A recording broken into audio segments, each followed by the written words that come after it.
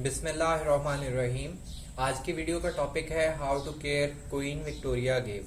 ये Queen Victoria agave plant है। इस प्लांट को गेव विक्टोरिया रिजेने भी कहते हैं या रॉयल गेव भी कहते हैं।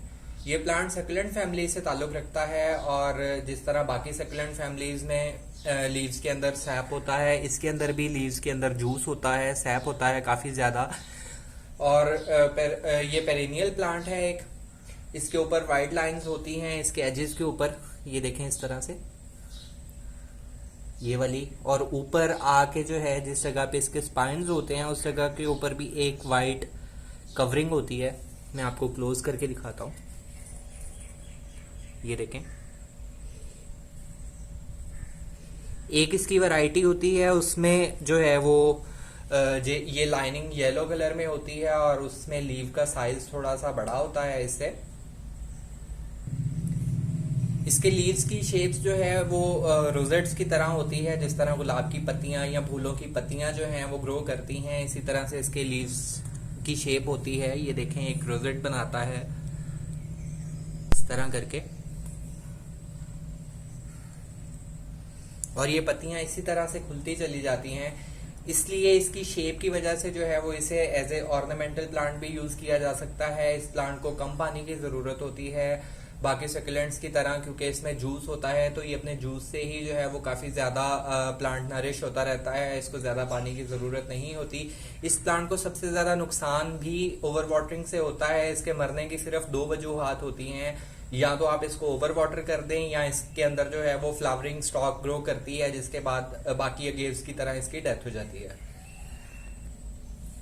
ओवर वाटरिंग बहुत ज्यादा हार्मफुल है इस प्लांट के लिए, इसलिए इसकी जो सॉइल का मिक्सचर हम बनाएंगे वो भी वेल ड्रेनेज सॉइल होनी चाहिए, जिसमें पानी ज्यादा देर तक ठहरे ना। जैसे ही हम पानी दें, पानी ड्रेन आउट हो जाए और प्लांट के अंदर इकट्ठा ना हो। अगर इकट्ठा पानी रहेगा तो बहुत जल्दी इसकी रूट्स जो हैं उनको फंगस लग जाएगा और ये प्लांट गलने लगेगा। क्योंकि ये डेजर्ट प्लांट है, डेजर्ट में ग्रो करता है, इसलिए जो है वो इसे सैंडी सॉइल पसंद होती है। तो जब भी आप इसकी सॉइल का मिक्सचर बनाएंगे, आप उसमें जो है वो कम से कम 30% और ज्यादा से ज्यादा 50% तक आप इसमें सैंड यूज कर सकते हैं।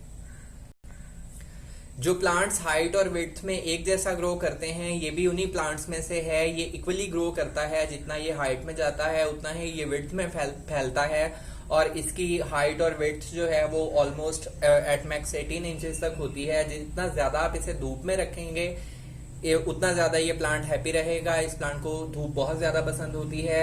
वैसे तो ये इंडोर भी ग्रो किया जा सकता है ब्राइट लाइट में, लेकिन इसकी बेस्ट ग्रोथ के लिए जो है वो आप इसे धूप में ही रखेंगे।